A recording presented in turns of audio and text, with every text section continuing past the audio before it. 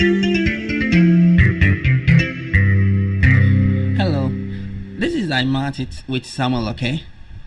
This channel is dedicated to helping young mathematicians reach their full potential as soon as possible. And in today's lesson, we will be looking into fundamental trigonometric identity.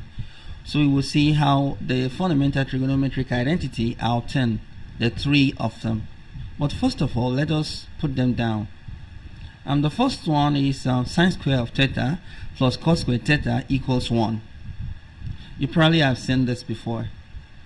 And secant square theta, equals tan square theta plus 1.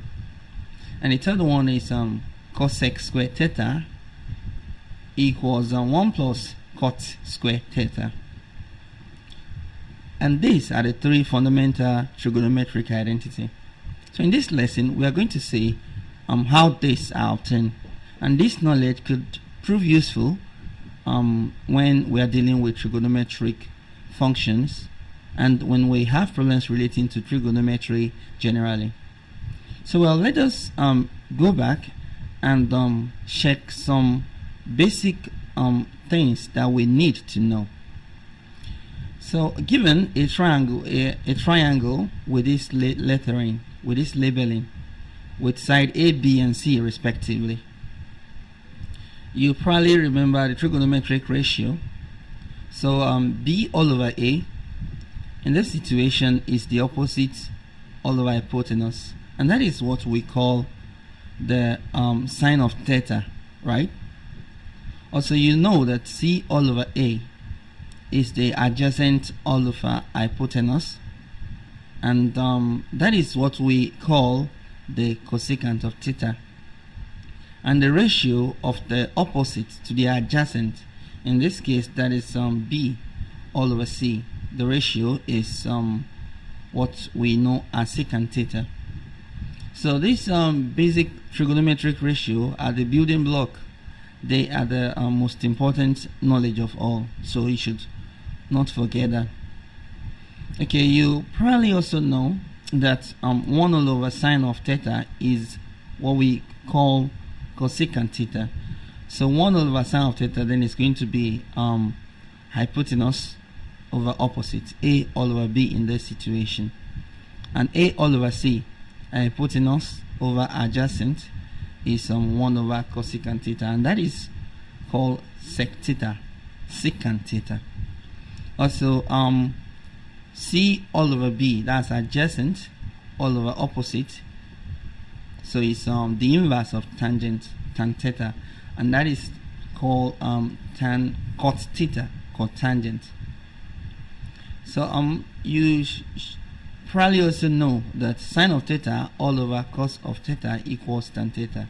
This is a general rule. So, and all this basic knowledge are very essential for what we're about to do.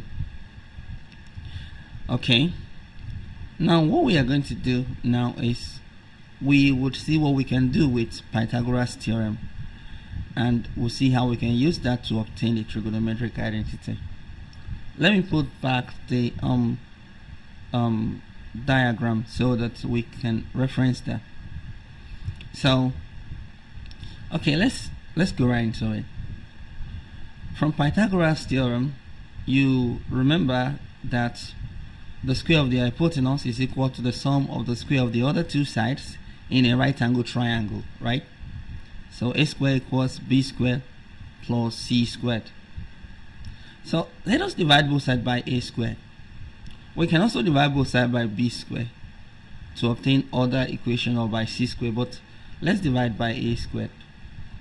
So when we divide by a squared, we have a squared all over a squared equals b squared plus c squared all over a squared, and that is 1, right? On this side, let us split this fraction. We have p squared all over a squared and plus c squared all over a squared. Okay, let me rewrite that. So that will be b all over a, right, and squared, and plus c all over a and squared. From earlier, what is b all over a? B all over a is the opposite divided by the hypotenuse. And we know this is secant theta, right? This is secant theta. Excuse me, this is sine of theta. So also, what is C all over A? C all over A is adjacent divided by the hypotenuse, right? The ratio of that side is what we call cos theta, right? Now let us replace B over A with sine theta and C over A with cos theta. So we have sine theta squared and plus cos theta squared. Now at this point, the question is, what is sine theta in bracket squared and what is cos theta in bracket squared? So, and that is sine squared theta and plus cos squared theta. This is the first fundamental trigonometric identity we obtain. So 1 equals sine squared theta plus cos squared theta. Remember when I wrote it earlier on.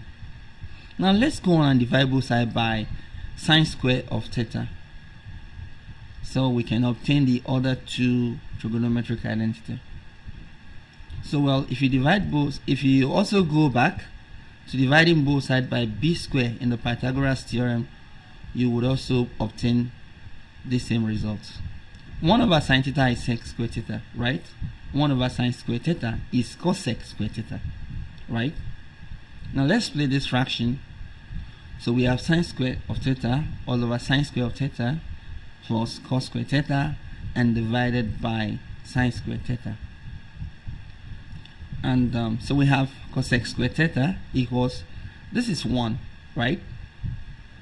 And cos square theta plus sine square theta is cot square theta, because tan square theta is equal to sine theta all over cos theta. And that is another fundamental trigonometric identity. So let's go on and see the third one. This time let's divide the first trigonometric identity by cos square theta. So we have 1 all over cos square theta equals sine square theta plus cos square theta divided by cos square theta. 1 over cos square theta is sec square theta, right? Remember from earlier on.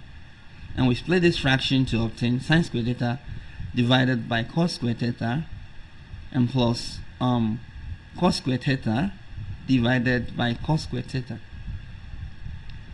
So and from here, please, if you are getting value from this lesson, hit the like button.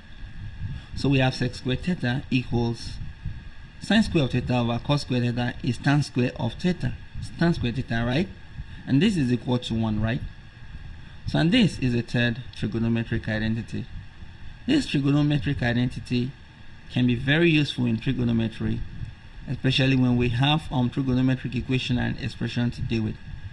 There are lessons on this channel on how we can make good use of this. Please hit the like button and subscribe.